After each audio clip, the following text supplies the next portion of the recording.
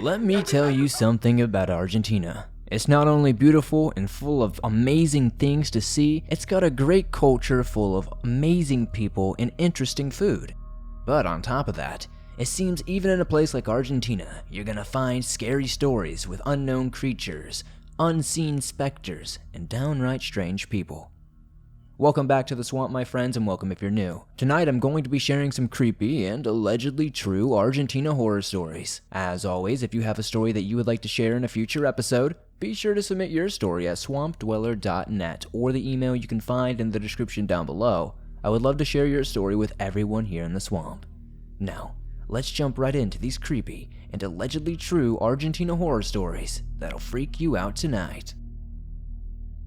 Before we jump into these creepy stories from Argentina, I just wanted to let you know about the Murder Diaries podcast. Now, the Murder Diaries podcast is hosted by Natalie and Paige, who met on Bumble BFF. Yes, the dating app Bumble, but the version's for best friends. They swiped right and instantly bonded over tacos and true crime. Thus, the Murder Diaries podcast was born. Every week they tell one true crime story at a time. The Murder Diaries is for all age range. The Murder Diaries gives voices to the voiceless, humanizing and sharing the stories of true crime victims. They also spread awareness about unresolved cases. Well, that's what they say, but their listeners can tell you better. Here are 2 listener reviews. As a family member of someone who has been murdered and that case has gone cold, I appreciate podcasts like this that gets victim stories out there and make people more aware of cases that they may not have known about. They do it in such a respectful way, and I've been really enjoying them. I could listen to Paige and Natalie all day. The way they tell the story makes me feel like I'm literally talking to them, and they're pulling the words right out of my head. I recommend them to all of my friends interested in true crime. There are new episodes every Thursday and are available on all podcast platforms. Be sure to search for and subscribe to the Murder Diaries on Spotify, Apple Podcast, or wherever you listen to your favorite podcast online. And a quick note from Natalie and Paige. Hey besties, be sure to follow us at the Murder Diary Pods on TikTok and Instagram, where we share colorful art, embrace fabulous women in history, and spotlight true crime cases.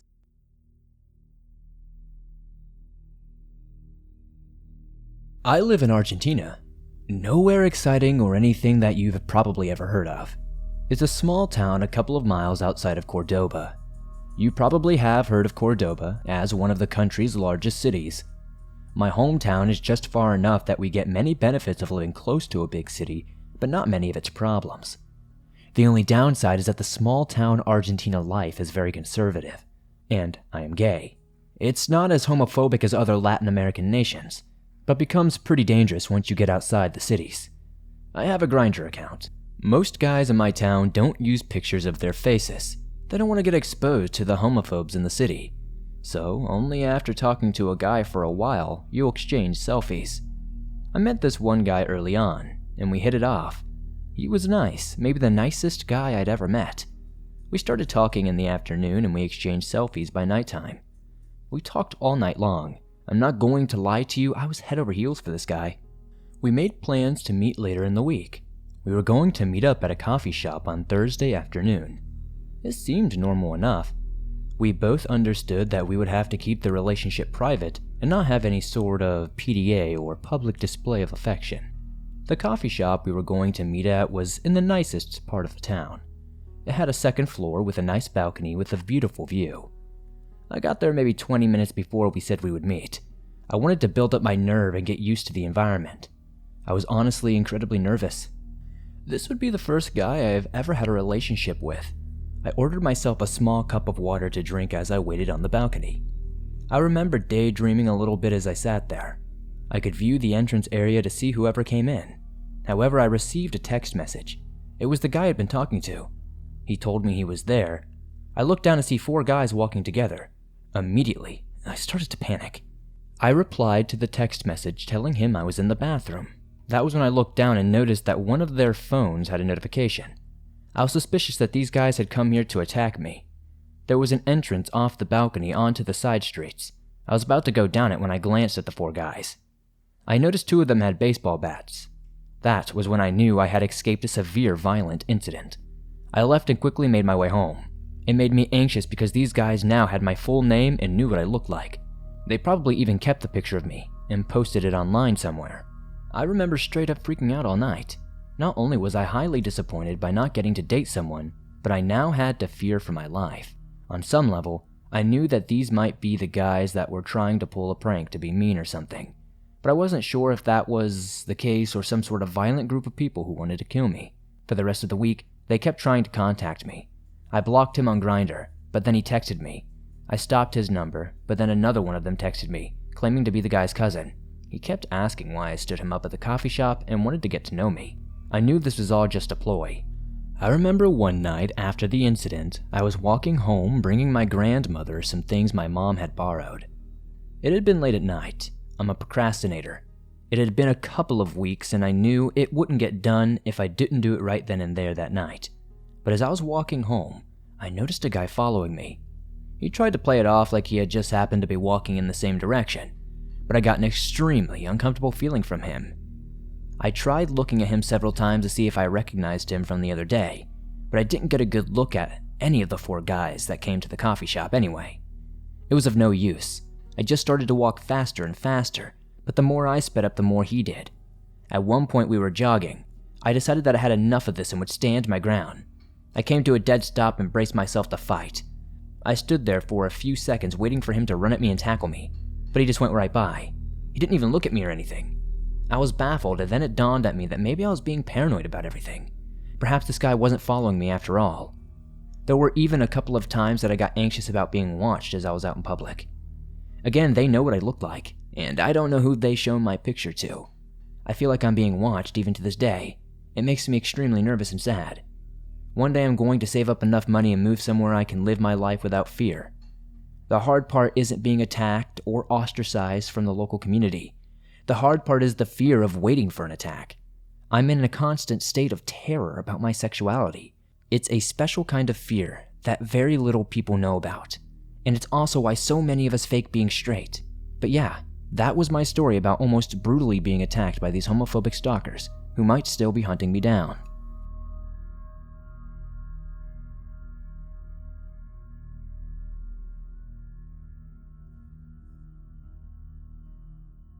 I am from Argentina, and my English is not very good, so I used the Google Translator to share my experience, so I'm sorry if something is not well understood. This experience occurred 7 years ago on a trip with my elementary school in 6th grade to a hotel in another state where we would stay for a week. To be more exact, this happened on the 4th day. We had just finished dinner, and people who took care of us told us that we had to go to sleep, and each group went to their respective room. The rooms were divided into 3 groups of 3 boys, and I stayed with 2 friends in a room that had 3 beds placed on one next to another. Against the same wall in front of the middle bed where I slept, there was a television on the right side with a closet, and the left side had the bathroom. When we got ready to sleep, my friends forgot the TV control on the top of the table and told me to go manually turn off the TV, and I reluctantly went and turned it off. When I lay down on my bed again, I noticed something out of the corner of my eye. Something that was inside of the closet. It looked like a face that was stretched out. It was light brown in color, but it was not anything similar to a human being. This thing had no eyes or body, and was semi-hidden between the clothes of the closet. If I could even remotely say something that resembles it, it would be that stretched mouth monster that is in the game of Amnesia, but without eyes. Before, I did not believe in ghosts or cryptids or anything like that, but although it seemed strange, I ignored it. I thought it was a pile of poorly ordered clothes that looked like a face, or what I imagined a face due to the fatigue. I went to sleep, and after covering myself with the sheets, I felt a little curious. I poked my head out of the sheets to see if it was still there. That face was no longer there and had left a space where it was supposed to be, and after that I noticed something else strange. But even more apparent, there was someone in a white dress standing a few meters from my bed, right between the television and my bed. At that moment, I covered myself completely. I began to think about what room we were staying in. There was nothing white, much less a dress. The walls were reddish, the floor was brown, so I couldn't have been confused. I pinched myself and opened my eyes wide to see if I was dreaming, but I wasn't. I tried to peek one last time to see the person in the white dress.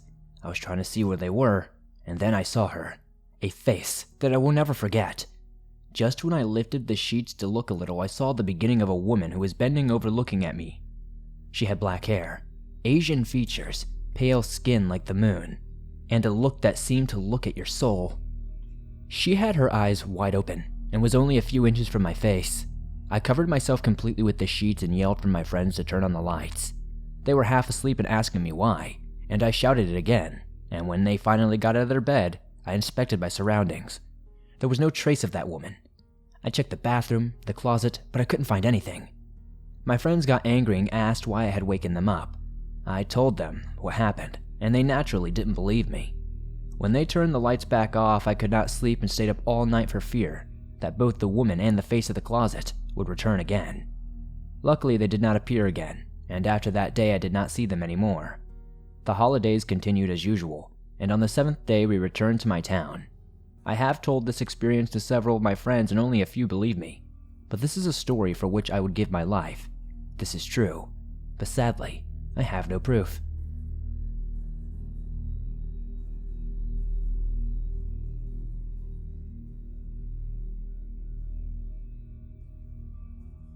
I live in California, and when I was 18 years old, I left the country for the first time.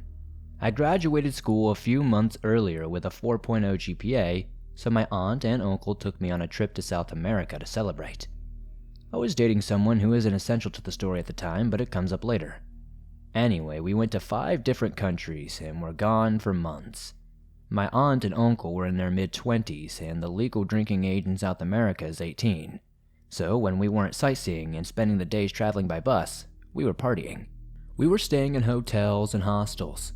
Luckily, they were all super friendly, and the people were very lovely. We made many friends during our stays, some of whom we ran into other countries. For anyone who hasn't stayed in a hostel, they're mainly comprised of multiple rooms with bunk beds, shared bathrooms, and a standard room. So we get to Buenos Aires, Argentina, and check into our hostel.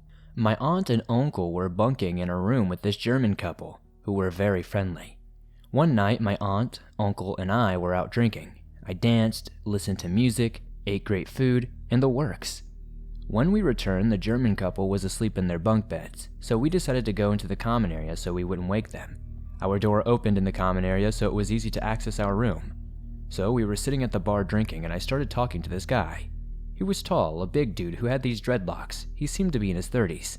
I was having a friendly conversation, but this guy took it a little more, weird. He started asking me if I wanted to go on a walk or if I wanted to go to the roof with him. Then he started touching my leg. I moved his hand away and said, "Sorry, I have a boyfriend." He laughed and said, "A boyfriend? You need yourself a Peruvian." I laughed and responded, "Oh no, I'm okay with my boyfriend." Then he said, "Well, if your boyfriend cared about you, he wouldn't have let you come to South America without him." At that point, I made it obvious, or at least I thought I did, how uncomfortable I was and decided to go to bed. I told my aunt and uncle I was going to the room and said goodnight. I was lying in bed for a couple of minutes when the door opened and someone walked in. I assumed it was my uncle and didn't turn around. Suddenly, my covers lift and someone got into bed with me. I turned over and it was the Peruvian guy. Usually in situations like this, my fight or flight was always fight, but being drunk and 5'3", and this guy being much more significant than me, I froze. He started pulling me closer and smiled. I just started saying, no, to him, hoping to wake up the German couple. I don't remember what he said to me. All I remember is heavy breathing, touching me, and trying to kiss me while pushing him away. Finally, I told him, "No, stop! Get out! Stop it!" And I started kicking him. He got out of the bed, buckled, zipped his pants, and snuck out. I hadn't even noticed that he had undone his pants yet. I sat there shaking for a moment before I finally left the bed.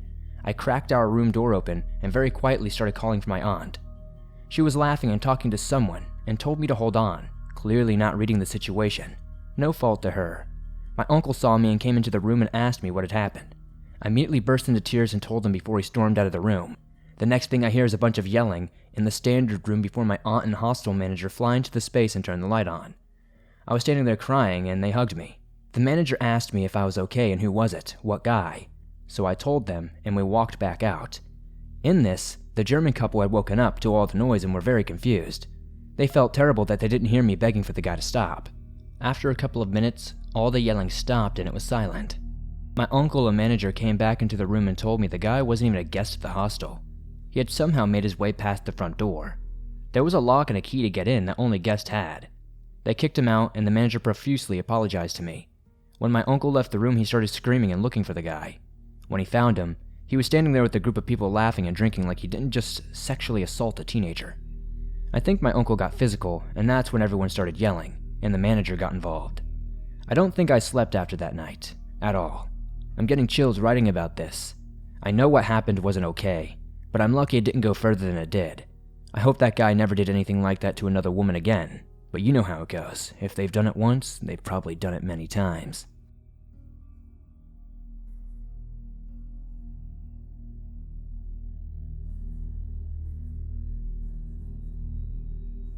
My ghost story begins when I was just 14 years old, living in Argentina. My aunt on my father's side moved to another country and left the house to my parents as they were renting it, and it would obviously be better for us to live on a house we own. The first weeks in the house were completely quiet and peaceful. One of my cousins, who were living with us at the time, once he had arranged all his things, he had also moved with my aunt, and then strange things randomly began to happen. Every time I went to the bathroom, I felt a cold spot just in front of the bathroom's door. It was summer, the first time I noticed this, and the difference in temperature was alarming for me. Then one morning, my sister saw a girl with long brunette hair wearing a long shirt going towards the bathroom from our bedroom's door. We used to sleep on bunk beds, and she slept at the lower bunk, so she thought that she saw me going to the bathroom. As a few moments passed and I didn't come back, she got up to see if everything was all right, and then she saw that I was deeply asleep in my bed. She got really scared. When she told my mother about this, she tried to calm her down, saying it might have been her imagination. I never experienced something like that with this particular entity. I mean, I never saw her while awake, but when I began dance classes, I started dreaming of a girl who was exactly how my sister had described. In the dream, she was always on a very dark room. She was wearing ballet shoes and a gray dress going to her knees, and she was dancing, staring at me with these cold, dead eyes. I had this dream on a regular basis during all the years I lived in my parents' house. Some weeks ago, I was talking with my brother about this experience, and he told me that he was always scared to look at himself in my mother's mirror, which was a full-body mirror, because there was always a girl his age, around 6 years old at the time, that would have been looking back at him. It would always freak him out, and he said he always saw the girl until he was about 14, maybe even 15 years old. I was curious whether our youngest brother saw her too, so we went to ask him. He said that he would only see her when one of us moved out of the house. She always seemed to be around 4 years old of age though, and that's the same age he was. So we started to get these strange facts from everybody in the house and putting them together. I asked my aunt if someone had died in the house, and she told me that there were some deaths while the house was being constructed, but I don't think anybody in our particular family ever died here. But there are rumors that when they were building it, the family that first owned it did die. She told me about a man that apparently committed suicide and a girl who got electrocuted while trying to plug something in a power point near the bathroom. A curious detail is that I don't remember a time which our power was not broken or on the fritz. No matter how many times my parents tried and fixed it, it always broke again and we never got to use it. My siblings and I think that the different girls we saw or dreamt were in fact the same girl who changed form to be more, I guess, comfortable and fitting to our own personal ages. Thus, the attraction began and she kept following us. Anyway, I don't think she was trying to harm us. I think she just felt alone. Let me know what you think about this story. I will share other experiences of me and my family if you like it. And thank you for reading Swamp Dweller. I know my English might be a little rough.